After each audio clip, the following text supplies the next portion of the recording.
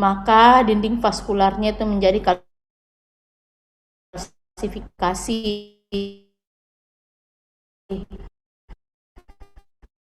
atau proses infeksi inflamasi membuat dinding karena penyempitan lumen, misalnya karena aterosklerosis, trombosis atau proses inflamasi dan spasm. Nah, ini nih yang saya bilang banyak betul penyakit vaskular yang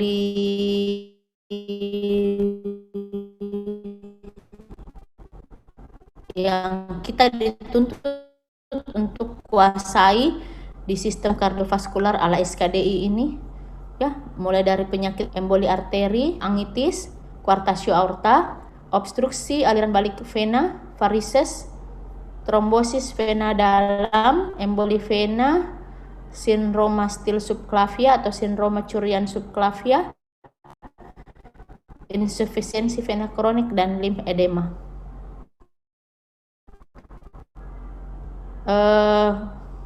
Kok gini?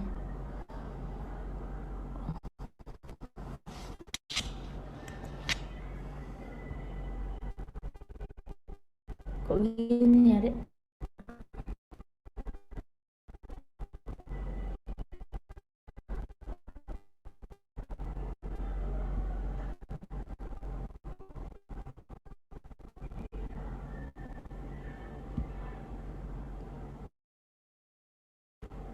Waduh, kok gini ya?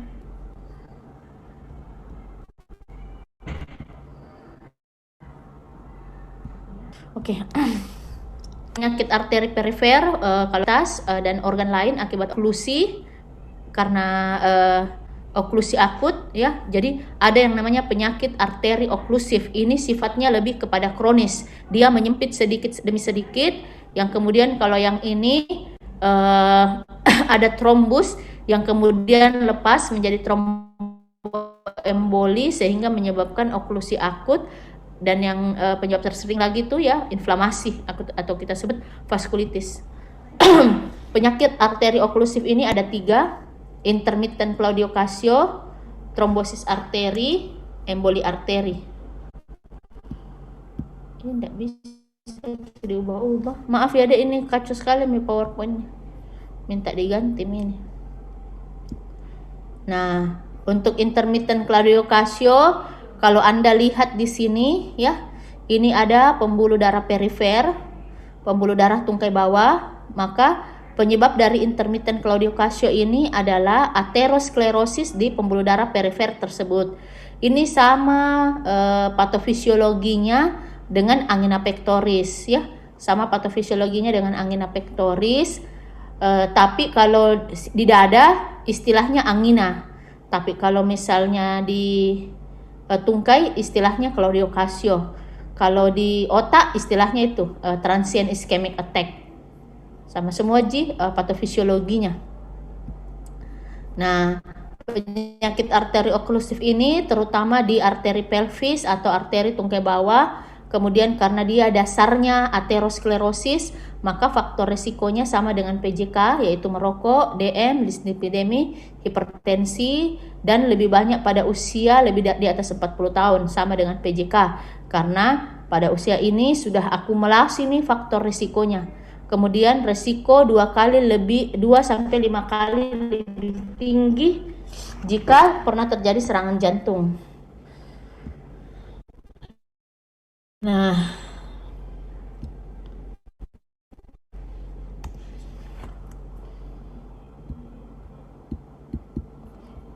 ada yang hilang. Aterosklerosis itu karena adanya respon protektif, maka sebetulnya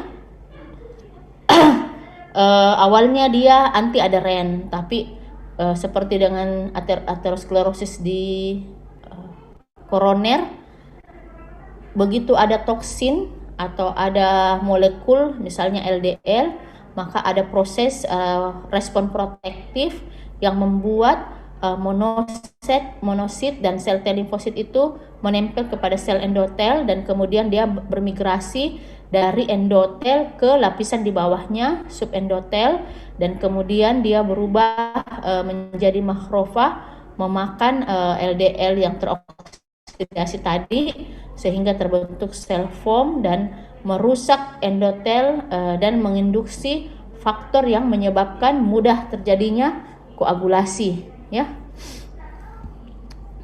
Nah, sama dengan yang angina, bahwa terjadi ketidakseimbangan antara kebutuhan dan supply, di mana kalau ada exercise, ya, kalau pasiennya jalan misalnya, dipakai kakinya, digerak-gerakkan, itu kan berupa exercise, maka terjadi kebutuhan yang lebih tinggi, sementara supply tidak bisa memadai karena adanya aterosklerosis tadi, sehingga terjadi semacam iskemi di tungkai yang kemudian menyebabkan awalnya terjadi keluhan. Awalnya itu hanya berupa intermittent claudiocasio. Jadi kalau dia pakai jalan, dia nyeri. Tapi ada proses setelah itu. Kalau misalnya aterosklerosisnya semakin lama semakin menyempit, semakin membuat lumennya itu semakin menyempit, maka nanti bisa terjadi trombus gitu. Kemudian kalau ruptur dan kemudian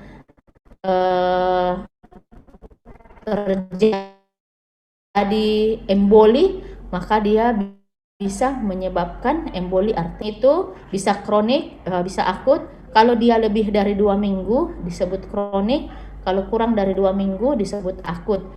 Kalau kronik ini istilahnya iskemi tungkai kronik non kritis atau iskemi tungkai kronik kritis. Kemudian yang akut disebut iskemi tungkai akut. Nah, ini intermittent claudiocasio per definisi merupakan penyakit akibat stenosis kronik pembuluh darah arteri pada tungkai disebabkan karena aterosklerosis. Bisa juga karena peradangan pembuluh darah dan tromboemboli. Nah, apa klinisnya? Dia ada rasa nyeri atau tidak nyaman pada tungkai yang dirasakan ketika beraktivitas dan tidak ada lesi di kulit. Ini bedanya ya, tidak ada lesi di kulit. Jadi klasifikasi menurut Fontaine itu ada yang asimptomatik, ada yang claudiocasio ringan, artinya kalau dia berjalan di atas 200 meter baru dia nyeri, atau ada yang claudiocasio berat yang biar dia di bawah 200 meter jalan sedikit dia sudah merasa nyeri. Yang kalau yang klasifikasi 3 ini walaupun dia duduk dia merasa nyeri. Kemudian yang keempat malah ada ulkus atau gangren. Nah, tanda khasnya itu dia nyeri pada saat dipakai jalan, tapi nyerinya hilang jika dia istirahat.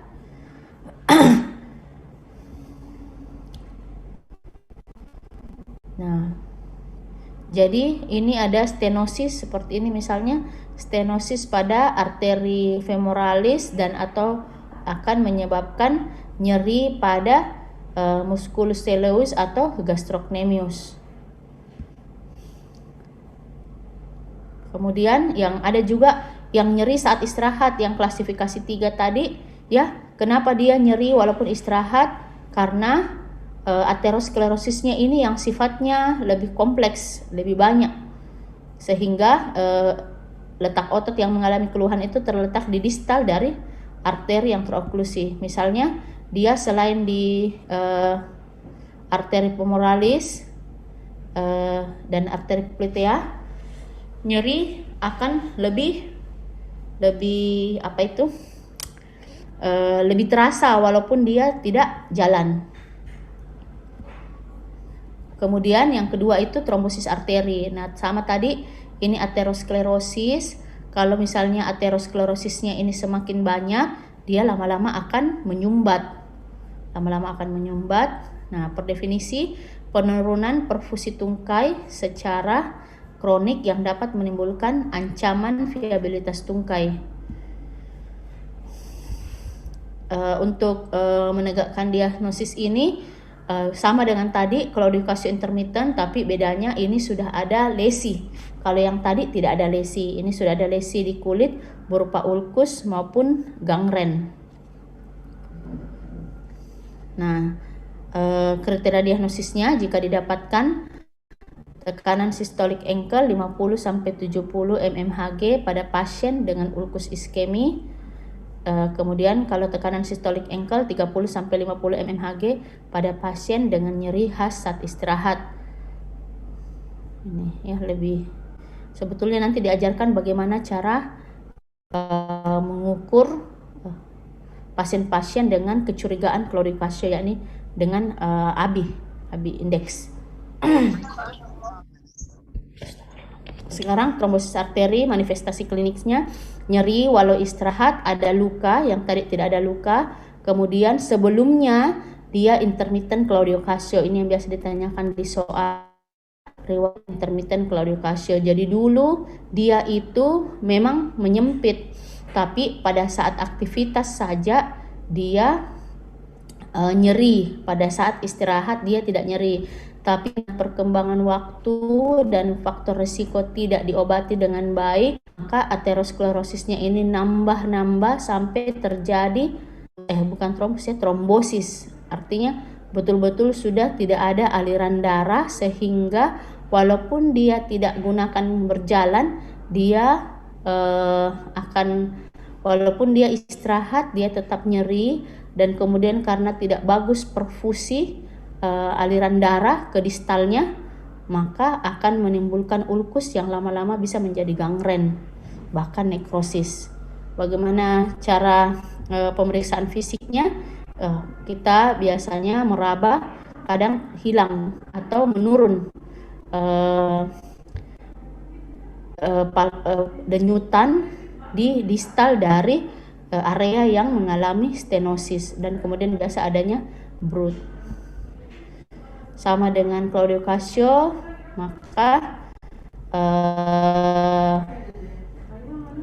kalau dia masih di daerah asimptomatik atau nyeri ringan di atas 200, atau nyeri pada kurang dari 200, atau nyeri pada saat istirahat tapi tidak ditemukan tidak ditemukan ulkus, maka itu mungkin masih disebut intermittent. Tapi kalau misalnya benar-benar nyeri walaupun tidak bergerak sama sekali, dan kemudian ada kerusakan kulit, baik itu minor maupun mayor, maka ini sudah termasuk dalam area trombosis.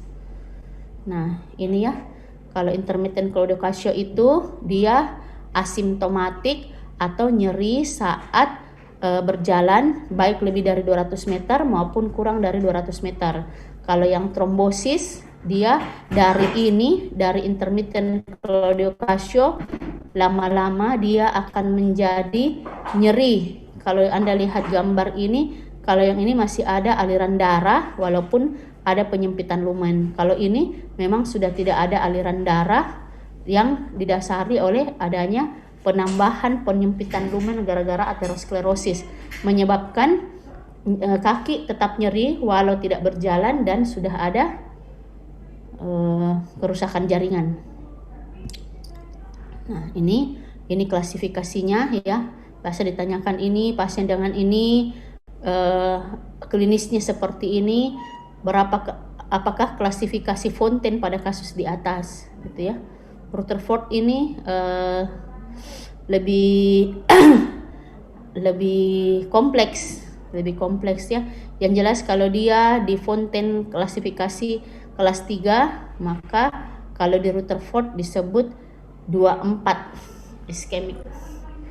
Disebut grade 2 atau grade 3 kalau minor tissue loss, grade kok berbayang sih ini ya. Grade 3 juga major tissue loss. Sekarang yang ketiga, emboli arteri. Jadi intermittent, penyempitan saja. Kemudian kalau yang trombosis sudah ada oklusi tapi sifatnya kronik dan di pembuluh darah yang sakit. Sementara kalau yang emboli, Anda lihat dia malah tidak ada aterosklerosis daerah situ. Yang ada adalah oklusi total akibat trombus yang lepas atau kita sebut emboli ke arteri yang lebih distal. berdefinisi bahwa ini adalah penurunan perfusi tungkai secara mendadak menimbulkan ancaman viabilitas tungkai. Untuk mengenali ada kriteria 6P namanya: nyeri, kemudian peler atau pucat, kemudian pulseless atau tidak bisa diraba nadinya, polar, kaki tersebut teraba dingin, ya. Kemudian parestesi, kalau diraba kadang pasiennya tidak merasakan perabaan kita, atau pada kondisi yang lebih berat pasien tidak bisa menggerakkan tungkainya. Jadi emboli arteri itu merupakan oklusi arteri perifer akibat materi emboli baik berupa kolesterol, platelet dan fibrin dari pembuluh darah yang lebih proksimal.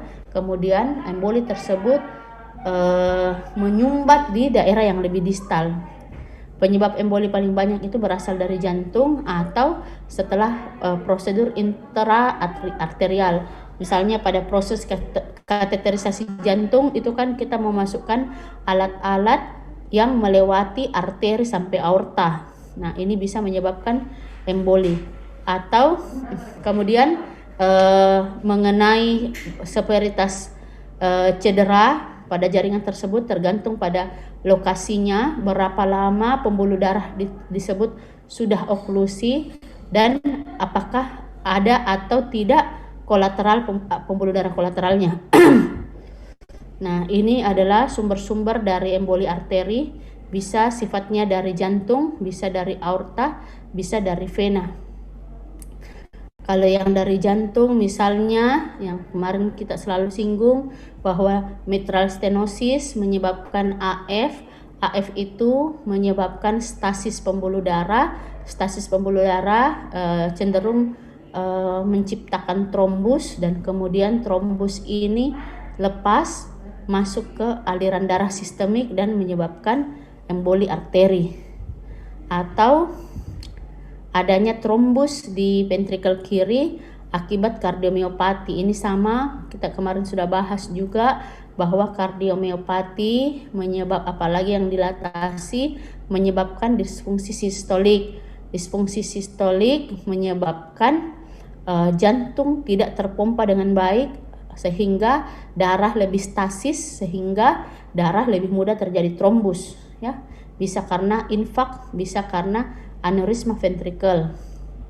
Kemudian bisa karena lesi parvular, misalnya karena endokarditis, atau ada trombus pada katup buatan, atau ada left atrial myxoma misalnya. Kalau yang ini left atrial myxoma itu adalah tumor yang sifatnya mobil atau bergerak di atrium kiri.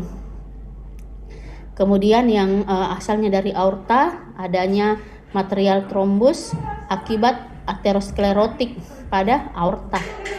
Misalnya usia-usia tua, maka bukan cuma pembuluh darah kecil yang terjadi aterosklerosis, tapi walau pembuluh darah besar bisa terjadi aterosklerosis atau kalsifikasi. Kemudian untuk yang vena tentu bertanya, kok bisa emboli dari vena menyebabkan emboli arteri pada tungkai? Ya, inilah yang mendasari bahwa dari vena bisa menyebabkan emboli arteri karena adanya paradoksikal embolism. Jadi misalnya dia dari vena masuk ke jantung kanan, dari vena masuk ke jantung kanan, terus dari jantung kanan ini kalau dia lepas seharusnya masuk paru, seharusnya terjadi emboli paru, tapi ini malah jadi emboli arteri pada tungkai. Ini karena adanya intrakardiak shunt, artinya ada defect atau ada kerusakan septic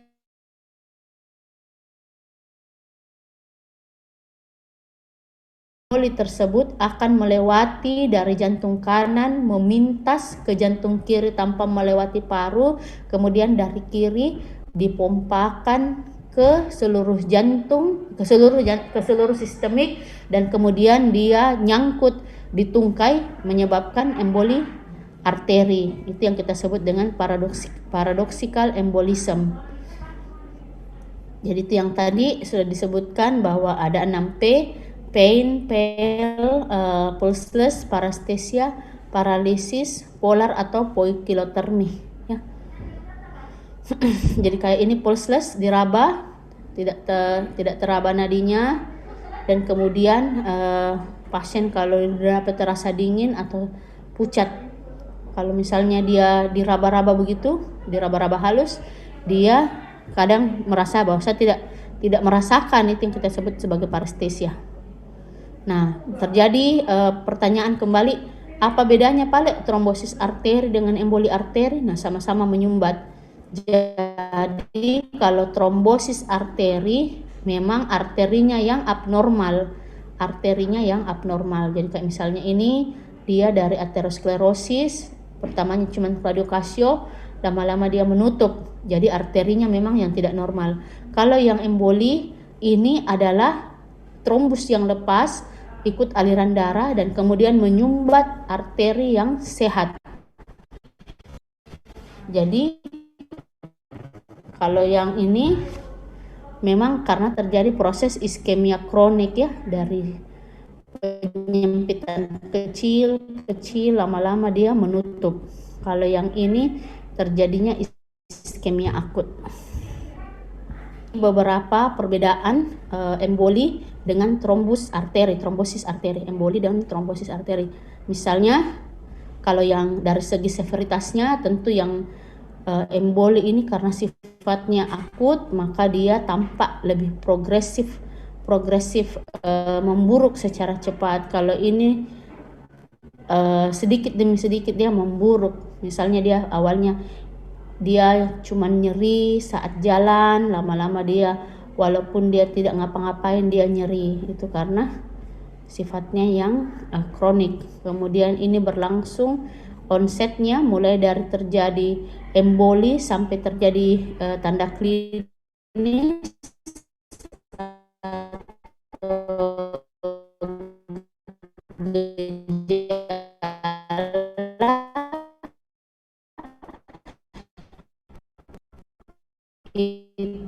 itu hanya membutuhkan waktu. Terjadi karena secara progresif, sehingga nadi pulsasi kaki kontralateral itu masih didapatkan. Kalau yang trombus ini tidak.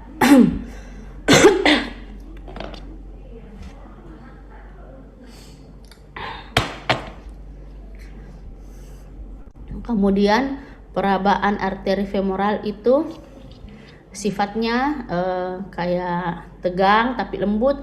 Kalau ini memang keras karena kalsifikasi.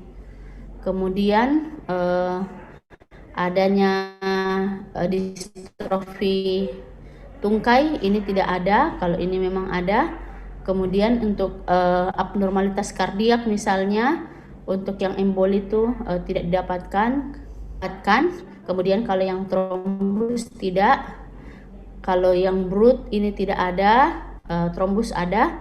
Dan kemudian ini yang paling penting yang membedakan kalau di skenario riwayat claudiocasio. Tadi sudah dijelaskan bahwa sebelumnya dia trombosis, dia claudiocasio dulu, yang hanya nyeri saat berjalan, lama-lama walaupun dia tidak berjalan dia sudah nyeri. Ini yang membedakan. Nah, ini penunjang untuk melihat claudiocasio, trombosis atau emboli. Mulai dari ini yang tadi saya bilang, diajarkan kalau CSL, ankle brachial index, membandingkan antara tensi di kaki dengan tensi sistol di lengan atas. Dan yang kedua ini USG, tapi USG Doppler. Jadi kalau USG Doppler itu probe-nya lebih panjang. Ini kalau orang USG ini lama karena dimulai dari yang paling distal, naik ke atas untuk mencari di mana dia stenosis atau di mana dia oklusi. Kemudian ini angiografi ya, dimasukkan kontras untuk lihat di mana dia buntu. Misalnya kayak di sini ya, dimasukkan kontras, CT angiografi, ini juga MRI 1676 Apa belakang? RB.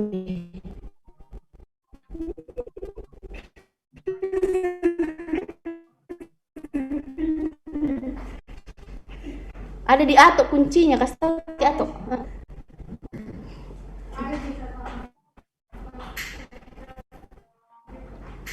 Ini tujuan-tujuan terapi ini untuk mengurangi nyeri.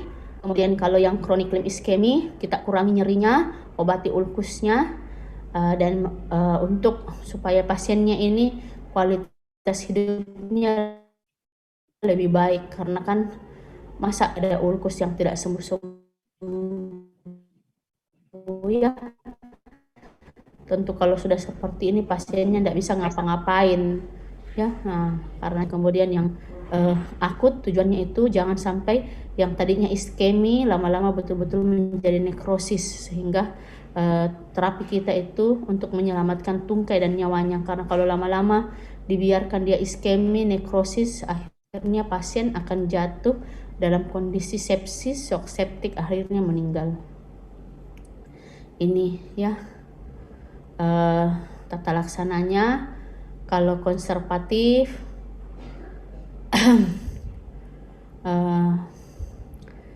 dengan farmakoterapi, mulai dari pengendalian faktor risiko, hipertensi, DM, dislipidemi, merokok. Kemudian ada kita sarankan pasiennya medikamentosa selama 3-6 bulan. Kemudian kalau misalnya hasilnya belum bagus, maka kita harus melakukan pemeriksaan untuk lebih melihat bagaimana sebenarnya lesinya, dan kemudian dari pemeriksaan, dari informasi lesinya seperti apa, maka di sini bisa diputuskan apakah dilakukan terapi endovaskular atau tidak. Jika misalnya terapi endovaskularnya tersedia, ya bisa endovaskular terapi. Kemudian kalau misalnya tidak visible, tidak cocok untuk endovaskular, maka dioperasi. Ininya sama. Intinya kalau misalnya lesinya terlalu parah sehingga mengancam jiwa, ya mau tidak mau pasien harus diamputasi supaya pasien tidak jatuh dalam kondisi yang lebih buruk.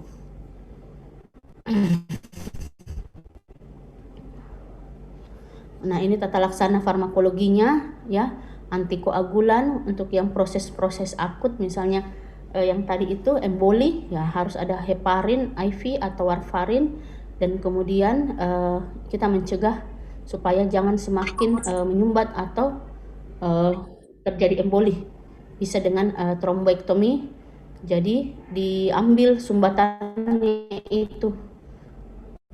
Kemudian bisa dengan pembedahan atau dilakukan bypass. Aduh.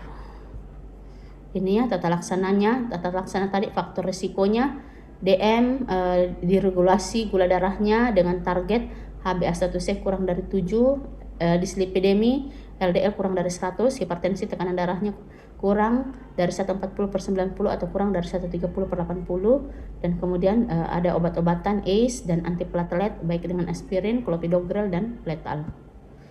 Ini yang kalau dari angiografi kelihatan ini memang buntu. Tapi kenapa ada aliran darah ke sini padahal di sini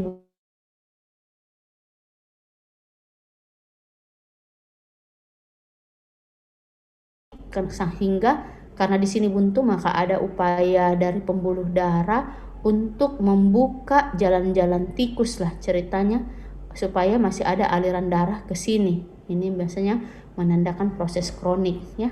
Kemudian pada saat trombus atau penyempitan ini ditangani, maka begitu diinjeksi lagi kontras maka sudah kelihatan ada kontras yang melewati jalur yang tadinya buntu ya. Nah ini penata laksanaannya ya, lewat percutaneous. Misalnya di sini ada kalau trombus kita hisap trombusnya, kalau cuma penyempitan maka dipasangi cincin. Kayak koroner itu dipasangi cincin, tapi cincinnya ini lebih besar dan lebih panjang. Kemudian jika tidak memungkinkan maka dilakukan pembedahan berdasarkan di sini misalnya trombusnya atau di sini misalnya embolinya, maka daerah situ yang dibelah dicari pembuluh darahnya, dan kemudian dengan menggunakan balon seperti ini balon, jadi balon itu dimasukkan, kemudian dia trombusnya atau embolinya kemudian dimekarkan dan kemudian ditarik, jadi itu yang trombus akan tersangkut di sini, kemudian ditarik akhirnya seperti ini ya, jadi trombusnya tersangkut di bawahnya balon.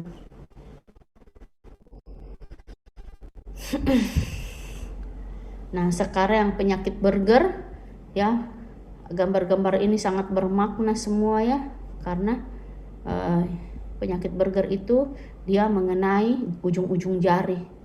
Terjadi karena apa? Terjadi karena vaskulopati. Kalau kita lihat tidak ada trombus, tapi pembuluh darahnya yang mengecil sendiri. Ya, itu Berger di sini. Nama lainnya penyakit Berger adalah penyakit inflamasi pada arteri ukuran sedang, kecil, serta vena. Jadi apa Jepang yang menyebabkan dia terjadi Berger atau tromboangitis padahal tidak ada oklusi karena aterosklerotik seperti Claudio tadi? Ini karena memang pembuluh darahnya yang vaskulopati. Jadi ada kelainan pembuluh darah yang tidak bisa vaskulopati. Vaskulopati inilah yang kemudian menyebabkan inflamasi dan trombosis, sehingga ketiga gejala ini akan kelihatan: oklusi arteri distal, fenomena Raynaud, dan tromboflebitis ya. Jadi arterinya oklusi, kemudian ujung-ujung jarinya itu biru, kemudian vena-venanya juga mengalami inflamasi. Nah, ini sifatnya segmental pada arteri dan vena, ditandai dengan trombosis dan rekanalisasi vaskular. Ini patomekanisme yang mendasari inflamasi non-aterosklerotik pada vaskular berujung kecil dan sedang, baik ekstremitas atas maupun bawah. Ini kata kunci juga, laki-laki lebih banyak terutama pada usia 40-50 tahun. Penyebabnya belum pasti, diduga karena paparan tembakau dalam inisiasi maupun progresi penyakit Berger disease. Manifestasi kliniknya yaitu tangan atau ujung-ujung tangan itu terasa dingin, baal, kesemutan atau rasa terbakar, dan kemudian ada nyeri hebat yang kemudian menetap dan lama-kelamaan terjadi luka, gangren atau keduanya, dimana kalau ada luka atau gangren artinya oklusinya semakin berat. Akhirnya secara bertahap semakin berat sehingga ini jari-jari satu-satu lepas. Jadi jatuh-jatuh sendiri deh jari-jarinya ini, ngeri kan?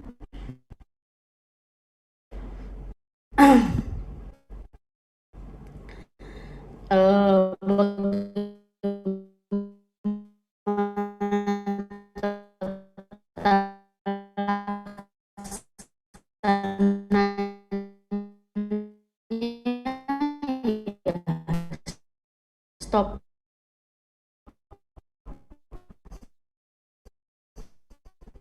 Merokok karena ini hanya terjadi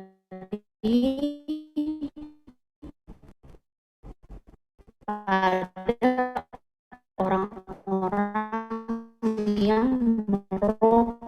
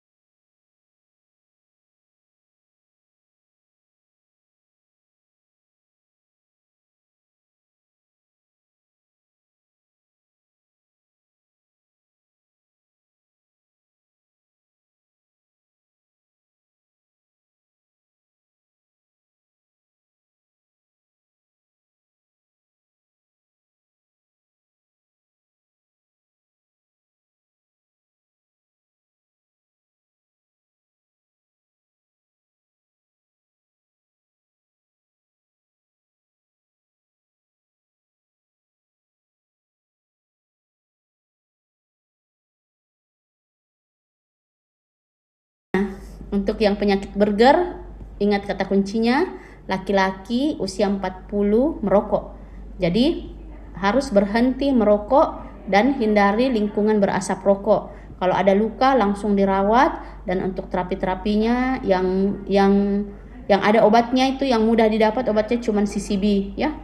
Yang lain-lainnya ini advance dan tidak ada di Indonesia. Nah, sekarang saya masuk ke penyakit Raynaud. Kalau penyakit Raynaud ini dia ini kalau yang tadi vaskulopati, kalau dia ini vasospasme ya. Jadi pembuluh darah ujung-ujung jari tangannya itu dia spasme akibat dari adanya paparan dingin atau stres emosional. Biasanya kalau di soal itu disebut mau ujian itu atau tinggal di Malino ya gitu. Ini kemudian terjadi respon simpatik menyebabkan vasospasme arteri digitalis yang kemudian terjadi vasokonstriksi yang sifatnya ekstrim. Klinisnya itu kelainan pada jari tangan 60%, kemudian jari kaki juga ada 40%. Ini terjadi akibat vasospasme. Perempuan lebih banyak, usia 20-40 tahun, terjadi karena adanya paparan dingin atau terjadi karena adanya stres emosional.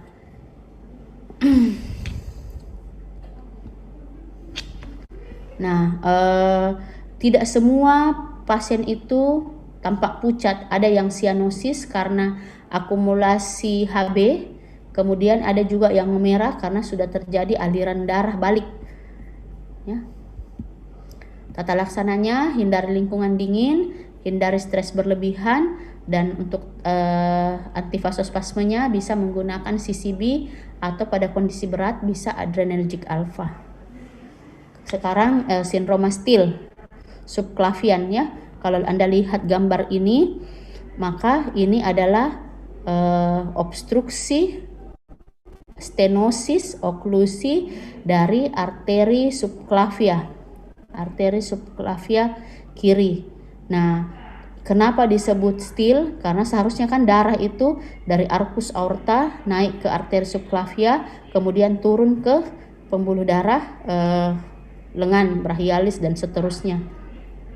Tapi untuk yang karena adanya oklusi arteri subclavia, maka aliran darah yang seharusnya dari subclavia kanan ini naik ke cerebral, dia harus berbagi.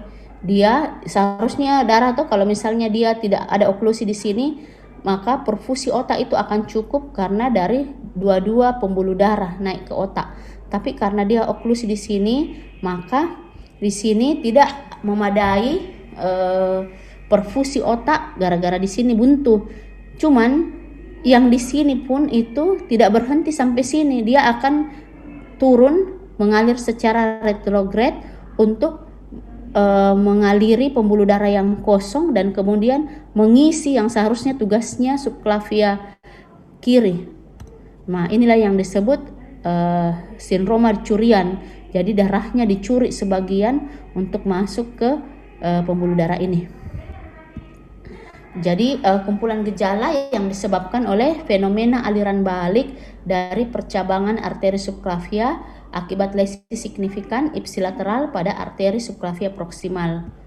Nah, ini penyebabnya bisa karena aterosklerosis ya, ada penyempitan, atau karena penekanan kosta servikal, kemudian karena inflamasi, misalnya karena Takayasu, atau memang karena kelainan anatomi kongenital ya, misalnya karena cekikan seperti ini, misalnya kayak ada stenosis di aorta seperti ini, maka ini juga bisa menyebabkan aliran subclavia kiri tidak memadai.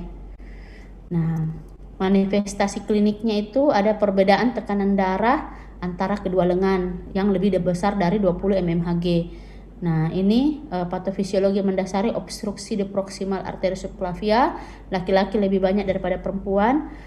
Klinisnya yang paling sering itu adanya claudiocasio pada tungkai atas. Jadi karena kurang aliran darah misalnya ke lengan kiri, maka ini gampang nyeri ya, karena iskemi.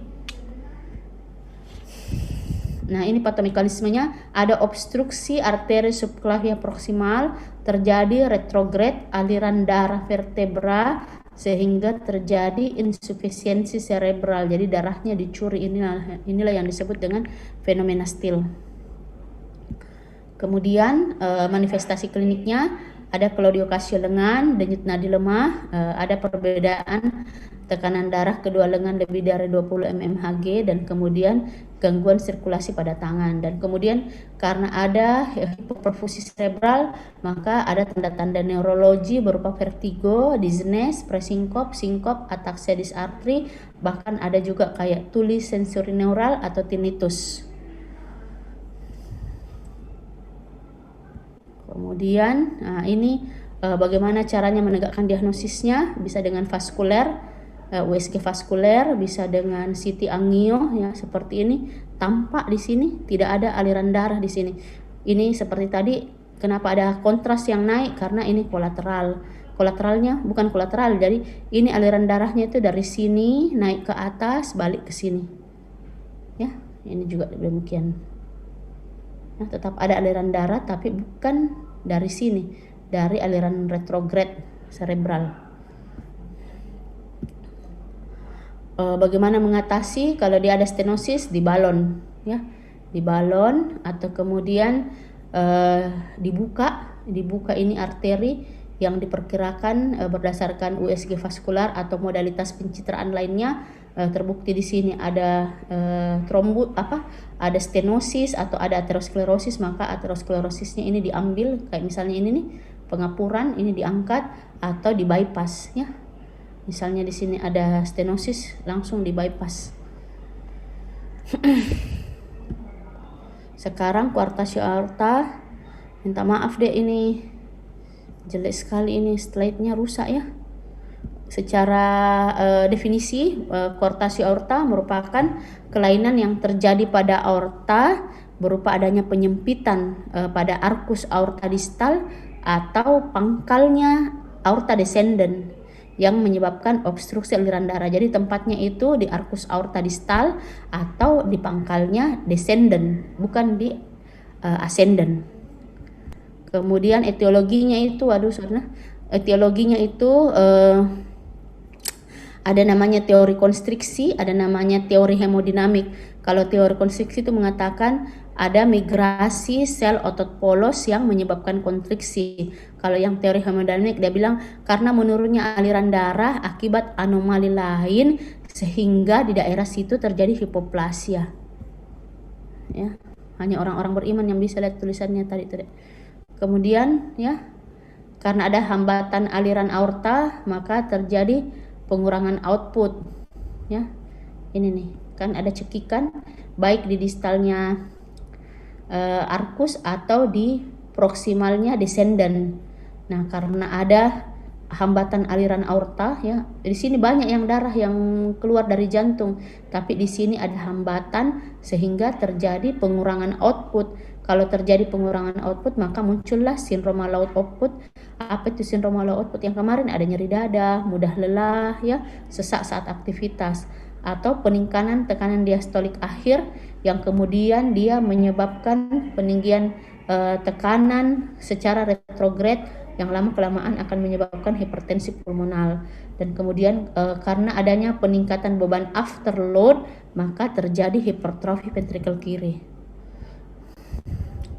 Jadi coarctatio aorta itu ya sama kayak gagal jantung juga, hipoperfusi, dan ini yang biasa masuk soal, ada cyanosis diferensial ya. Jadi perbedaan warna antara kaki dengan tangan. Perbedaan warna antara kaki dengan tangan, dan kemudian kalau di EKG didapatkan hipertrofi ventrikel kiri, dan yang ini juga yang khas sering ditanyakan di soal, ada rib notching ya, ada rib notching pada foto toraks. Di sini kelihatan rib notching itu kadang kita lihat aortanya itu berbentuk angka 3 karena di situ ada cekikan. Nah, tata laksananya dikasih obat antihipertensi pulmonal pada neonatus yang 28 hari ya. Jadi di mana-mana bisa terjadi cekikan seperti ini ya. Kemudian tata laksana kedua itu bisa dilakukan tindakan operasi, misalnya yang kayak ini, yang menyempit dipotong kemudian disambung atau yang menyempit ini dibuka kemudian ditambah kayak ditambal begitu, ini kayak ditambal. Kemudian ini teknik-teknik operasinya ya. Pokoknya dibuat seperti ini. Bagaimana supaya dia bisa lebar. Diobras namanya lapang ini. Kemudian tindakan invasif percutaneous ya. Ini sama dengan tadi, bagian yang stenotik itu di balon. Aduh.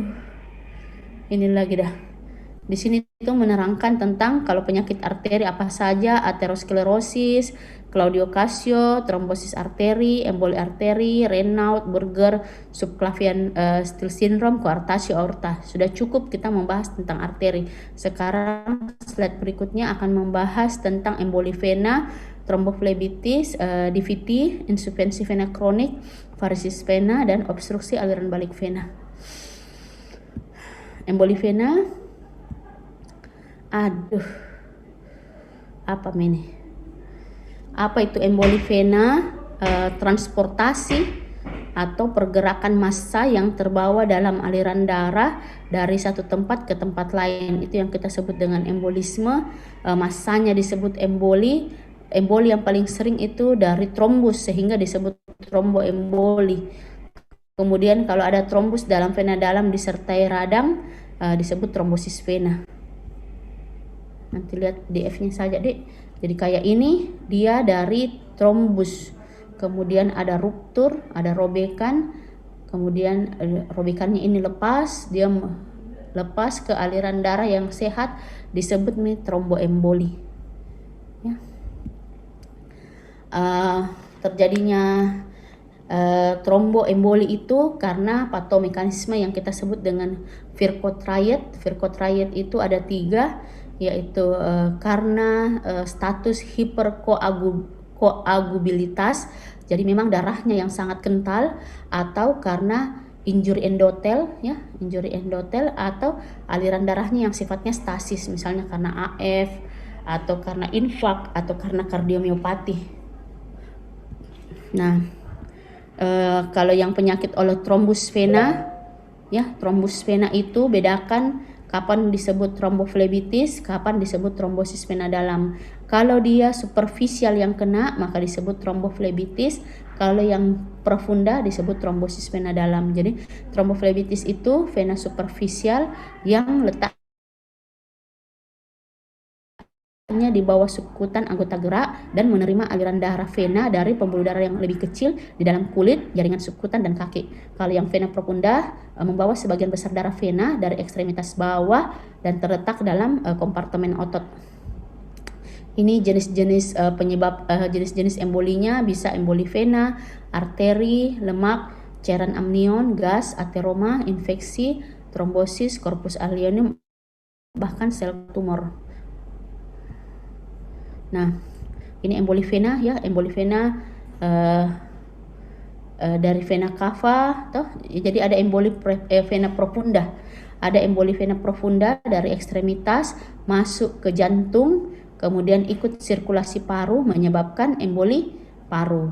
Tapi yang tadi saya jelaskan bahwa ada yang namanya emboli paradoksal, sama-sama dari vena profunda masuk ke jantung, tapi karena adanya defek di dinding jantung antara intraatrial ataupun intraventricle, maka emboli tersebut lepas dari jantung kanan menuju jantung kiri, dan kemudian dia melewati pembuluh darah sistemik, akhirnya dia nyantol di vena, kan dari aorta, arteri, kemudian dia ke vena.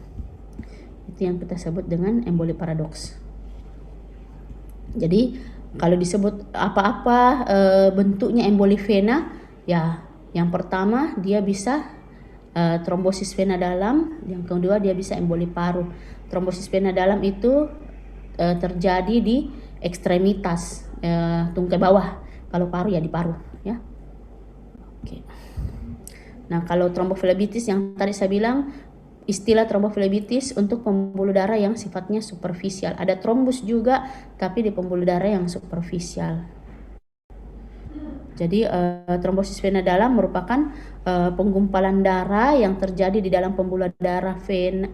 Kalau ini kita sudah masuk di trombosis vena dalam, jadi Jadi kalau vena dalam itu trombosis yang ada pada pembuluh darah vena dalam, terutama pada betis, tapi bisa juga pembuluh darah lain seperti vena poplitea, femoral dan iliaca. Nah ini termasuk penyebab kematian kardiovaskular ketiga setelah infak miokard dan stroke, terjadi pada 50 per 100.000 penduduk per tahun. Insiden meningkat di atas usia 65, tingkat mortalitas mencapai 30%. Nah, sama dengan tadi yang namanya tromboemboli, selalu 3 ini ya. Perhatikan kapan yang disebut status hiperkoagulabilitas ya. Misalnya dia post operasi, atau dia penderita kanker, atau dia mendapat terapi KB misalnya, atau pregnancy atau postpartum, dan adanya penyakit inflamasi. Kemudian yang kalau contoh-contoh injury endothel itu kalau misalnya habis pembedahan, atau habis trauma, atau habis pemasangan yang tadi itu misalnya kateterisasi jantung, atau karena penyakit katup jantung atau aterosklerosis. Kalau yang stasis aliran darah misalnya karena imobilitas, pasien-pasien stroke, heart failure, atau adanya kayak misalnya dia vena insufisiensi, varices vena misalnya, atau obesitas, itu karena memang tidak terjadi aliran darah yang lancar pada pasien-pasien seperti ini ya.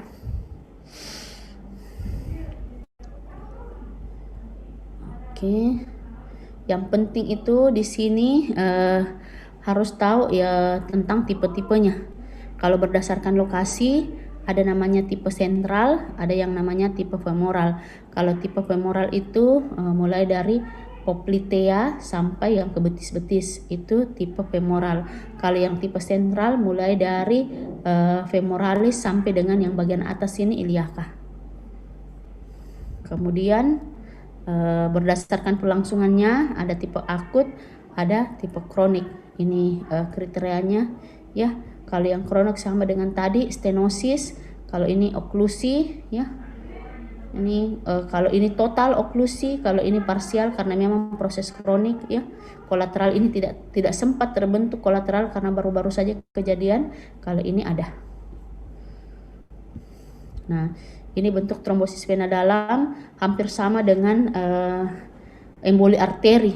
Kalau ini kan emboli vena. Bedanya kalau emboli arteri itu yang 6P tadi malah pucat, dingin. Kalau ini sebaliknya, dia malah merah dan kemudian dia hangat ya. Jadi kayak teraba hangat merah. Kalau yang arteri dia pucat, dingin. Nah, sama-sama kadang dia membiru seperti ini. Tapi apa bedanya antara udemnya itu orang heart failure, gagal jantung, dengan udem-udem misalnya karena DVT, trombosis vena dalam. Jadi kalau yang DVT itu dia unilateral, kalau yang heart failure itu dia bilateral. Jadi manifestasi klinisnya bisa berupa nyeri tungkai seperti kram, panas, dan nyeri bertambah jika digerakkan. Kemudian bisa dia bengkak secara tiba-tiba pada salah satu tungkai, dan kemudian tampak merah dan hangat pada perabaan, dan tanda Homan positif nanti diajarkan di CSL tanda Homan. Kemudian kalau misalnya bisa juga dua-duanya kena, kalau DVT-nya itu terkait dengan kanker atau kelainan darah, bisa saja bukan unilateral tapi dua-duanya. Nah, ini juga yang penting dikuasai ya, biasa ditanyakan di soal, apa kriteria untuk mendiagnosis DVT ya. Kita sebut dengan well clinical score. Jadi di sini dihitung apakah dia kanker, apakah dia imobilisasi, apakah dia tidak post operasi, apakah teraba tegang, bengkak, betisnya lebih besar 3 cm dari biasanya, ada edema, ada kolateral, sebelumnya ada DVT atau tidak, dan atau ada kausa lain yang bukan DVT. Nah, ini semua dihitung ya, dihitung. Kemudian kalau dia kurang dari atau sama dengan 0, nah berarti dia low, sepertinya bukan DVT. Tapi kalau misalnya dia lebih atau sama dengan 3, maka inilah mungkin dia ini adalah semua faktor-faktor DVT. Nah, pemeriksaan untuk memperjelas apa DVT atau tidak bisa venografi, bisa MRI, bisa CT, bisa USG, dan bisa D-dimer. Ini yang paling sering dikerjakan. Tapi D-dimer ini kalau positif dia belum tentu DVT, tapi kalau dia negatif sudah pasti bukan DVT. Jadi dia spesifitasnya yang tinggi. Kalau positif belum tentu DVT, masih memerlukan pemeriksaan lain, misalnya Doppler. Tapi kalau misalnya dia negatif, maka sudah pasti itu bukan DVT. Pikirkan penyebab lain kakinya seperti itu. Laboratorium yang tadi yang sama yang keterangannya ya. Kalau dia D-dimernya kurang dari 0,5, jadi normalnya D-dimer itu kurang dari 0,5. Ini yang biasa ditanyakan di soal juga, berarti ini bukan DVT. Kemudian perlu pemeriksaan lain, baik itu venografi atau plastimografi, USG, MRI, ya. Kemudian tata laksananya dibebat, dikasih heparin, ya ini dosis heparinnya. Kemudian antikoagulan oral setelah pemberian heparin IV. Kemudian bisa trombolitik perkutan, terutama pada DVT proksimal, di mana trombus mencapai vena iliofemoralis, dan kemudian diperlukan implantasi filter vena cava. Jadi kalau ada DVT, ada baiknya dipasang filter saringan vena cava supaya DVT itu embolinya tidak masuk ke paru, tidak masuk ke jantung kanan dan kemudian menyebabkan emboli paru. Ini beberapa diagnosis banding dari DVT ya. Bisa kadang-kadang kita salah diagnosa dengan selulitis atau alergi atau penyakit rematik atau trauma. Nah, komplikasinya bisa itu tadi saya bilang, bisa terjadi emboli paru ya kalau masuk ke jantung kanan masuk ke paru. Setelah itu ada juga namanya sindroma post trombosis. Jadi dia habis DVT dia bengkak, atau dia bisa trombosis masuk di ginjal, trombosis vena renalis. Kemudian bisa dia masuk infak miokard, stroke trombotik, atau insufisiensi vena kronik. Ini emboli paru. Emboli paru itu peristiwa infak paru akibat tersumbatnya arteri pulmonalis oleh peristiwa emboli. Ya, jadi emboli paru sebenarnya bukan penyakit sendiri, tapi komplikasi dari penyakit lain, yakni DVT. Jadi insidensinya itu mencapai 600.000 per tahun di Amerika, dan mortalitas tinggi karena langsung menyebabkan pasien itu mengalami sindroma gagal napas akut. Ya, penyebab terbanyak itu dari DVT. Jadi kalau kita dapatkan infak curiga emboli paru, nah tanyakanlah kemungkinan dia DVT tadi, apakah dia kanker, apakah dia imobilisasi, atau barusan mengalami prosedur intrakardiak. Ini klasifikasinya, ada namanya emboli paru masif, ada namanya emboli paru submasif, dan emboli paru non masif. Disebut masif jika ada bukti emboli disertai shock. Kemudian yang submasif ada bukti emboli tapi tidak ada shock, cuma ditemukan hipokinetik ventrikel kanan. Non masif jika tidak ada bukti emboli dan tanpa penyakit penyerta. Nanti ini ada PDF-nya, dikirim saja deh, baca ulang saja karena tidak bisa diperbaiki. Jadi ini emboli paru, bekuan dari vena dalam, ya. Ini dari DVT bermigrasi melalui aliran darah menuju jantung kanan, kemudian masuk ke dalam arteri pulmonalis. Ini faktor resikonya, resiko kuat, resiko sedang, resiko ringan. Jadi kalau dia habis fraktur atau habis post operasi penggantian lutut, operasi besar, trauma hebat, ini termasuk yang faktor resiko kuat terjadinya emboli paru. Nah, ini manifestasi kliniknya. Minta maaf sekali lagi ya, ada sesak nafas tiba-tiba memberat, terus dia nyeri dada tajam, tertusuk, terutama jika dia menarik nafas atau posisi membungkuk. Kadang pasiennya sampai batuk darah. Kemudian kita selalu menanyakan ada gambaran klinis DVT dan ada faktor risiko. Kalau tadi well score untuk DVT, maka ini adalah skor Ottawa untuk menghitung kemungkinan emboli paru ya. Lebih dari 4, kemungkinan emboli parunya itu 40%. Pemeriksaan penunjang ini yang paling sering soal ya. Tanda khasnya emboli paru itu didapatkan S1, Q3, T3. Kita sebut siketek ya. Jadi S-nya dalam di S1, kemudian ada Q patologis hanya di 3, 2 pasangannya kalau koroner kan 2 AVF tidak ditemukan Q patologis, dan kemudian ada T inversi yang hanya ada di T3 siketek. Tanda lain ada takikardi, ada incomplete RBBB ya. Ini ada RVH, kemudian ada T-wave inversi pada inferior dan anteroseptal. Nah, ini tata laksananya trombolitik atau heparinisasi, kalau ventilator mekanik pada emboli paru yang masif apa tadi itu ada bukti emboli dan shock, kemudian antiinflamasi non steroid dan embolektomi bila ada kontraindikasi pemberian antikoagulan. 144 ini dek, berapa ini? Nah, ini yang saya tadi sebutkan, kalau ada DVT supaya tidak jadi emboli paru, kita pasangnya dia filter vena cava ya, ini dipasang di sini ya, di daerah vena cava supaya darah yang masuk sini bebas dari emboli. Sekarang insufisiensi vena kronik.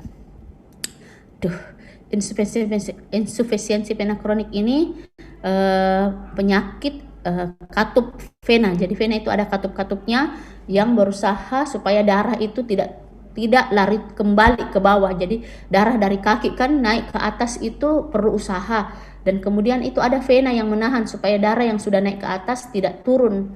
Nah, tapi ada beberapa orang katup-katupnya tersebut insufisiensi atau inkompeten.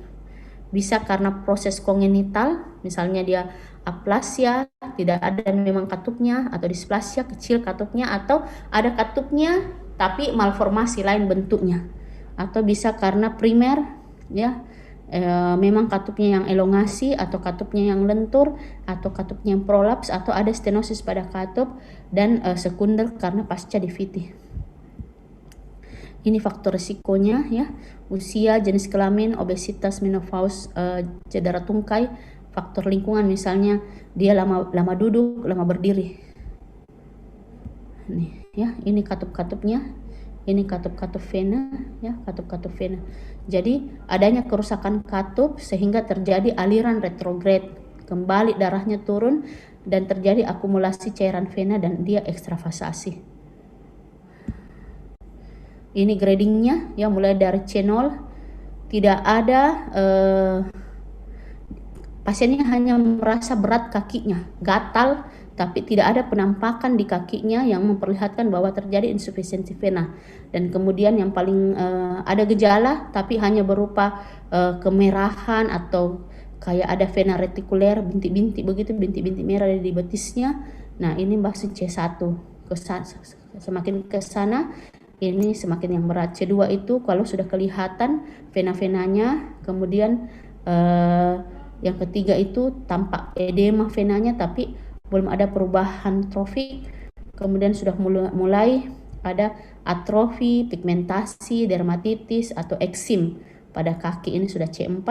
Dan kemudian C5 ada ulkus tapi ulkusnya bisa sembuh, dan kemudian yang C6 ulkusnya tidak bisa sembuh-sembuh.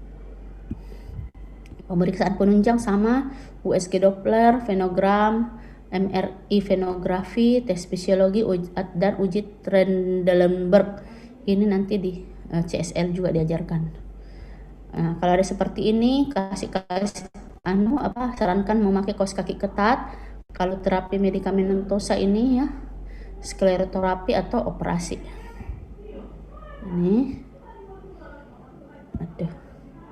Ini ya, ini namanya skleroterapi. Yang katupnya ini dimatikan saja venanya dengan menyuntikkan agen skleroterapi sehingga venanya ini kayak mati begitu. Kalau ini di laser ya, dari vena begini dimatikan venanya dengan proses laser. Nah, ada juga yang ditarik venanya keluar kemudian dipotong. Horornya ini ya. Oke. Sekarang obstruksi aliran balik vena. Kalau obstruksi aliran balik vena itu sekumpulan gejala akibat tersumbat parsial maupun total aliran vena cava menuju atrium kanan. Jadi ada yang kita sebut dengan sindroma vena cava superior, sindroma vena cava inferior, atau sindroma Budd-Chiari.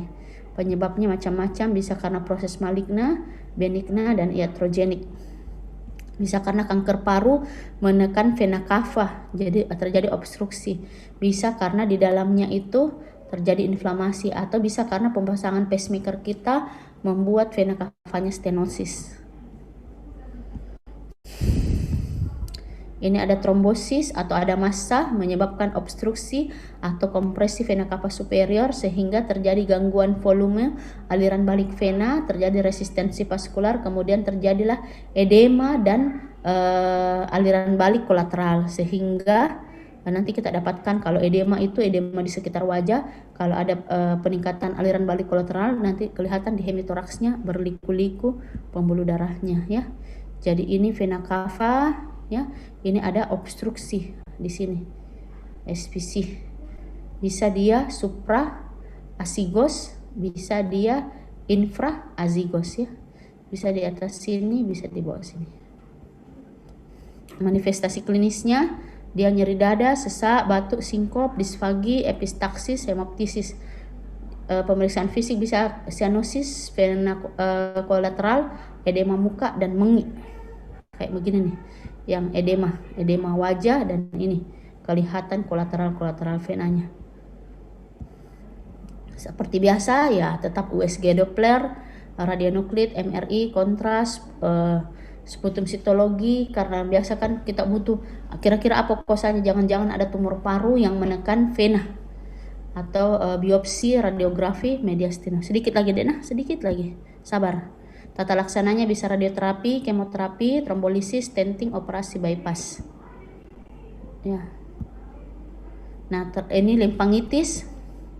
Kalau limfangitis itu dia seperti ini, merah sepanjang tangan sesuai dengan jalur pembuluh limfonya. Nah, per definisi peradangan pada saluran limfe karena infeksi kulit oleh bakteri. Tuh. Etiologinya bisa karena virus, bisa karena bakteri.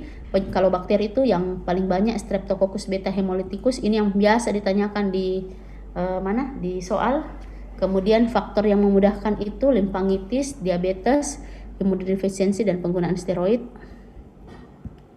Jadi ada infeksi, kemudian dia menjalar sepanjang pembuluh limfa, kemudian terjadilah limfangitis, sehingga terjadi manifestasi klinik serupa ini. Jadi harus ada tempat masuk luka dulu, misalnya dia goresan habis tertusuk atau apa di distal, di proksimal seperti ini, dan kemudian bakterinya ini menyebabkan inflamasi di pembuluh limfa, sehingga nanti tampak pasiennya itu kalau di pemeriksaan fisiknya ada hiperemis yang sifatnya linear sesuai dengan aliran limfa. Seperti karena ada inflamasi ya, biasa dia nyeri, demam, menggigil, malaise, pembesaran kelenjar limfa, dan ada riwayat luka. Tata laksana ya, kalau pemeriksaan seperti biasa, leukositosis, kultur darah, dan biopsi. Oke, antibiotik ini yang biasa juga ditanyakan ya. Antibiotik, tata laksana kasih antibiotik, analgetik, antiinflamasi. Kalau ada abses ya dibedah. Kemudian untuk proses yang lebih penyakit yang lebih berat mungkin debridamen diperlukan. Nah, sekarang ini limfedema ya, banyaknya nih. Pembengkakan dan penumpukan cairan kelenjar getah bening pada saluran limfa akibat terganggunya aliran balik. Penyebabnya bisa karena kongenital, bisa karena sekunder akibat keganasan, infeksi, trauma, terapi radiasi, atau iatrogenik. Jadi ini ya, ada kelainan sistem limfatik sehingga terjadi gangguan transport limfatik, sehingga terjadi akumulasi cairan limfatik, penurunan fungsi makrofag, dan peningkatan inflamasi kronik, dan akhirnya terjadi fibrosis. Stage 1 kalau dia asimptomatik, stage 2 edema tapi membaik secara spontan.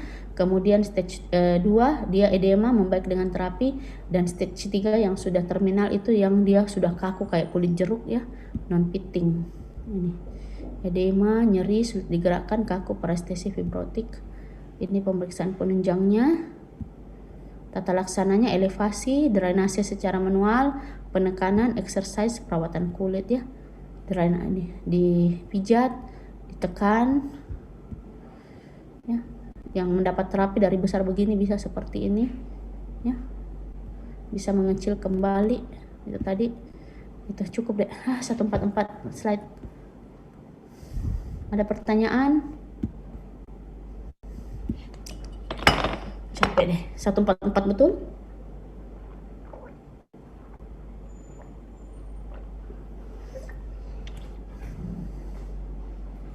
Mana orangnya ini?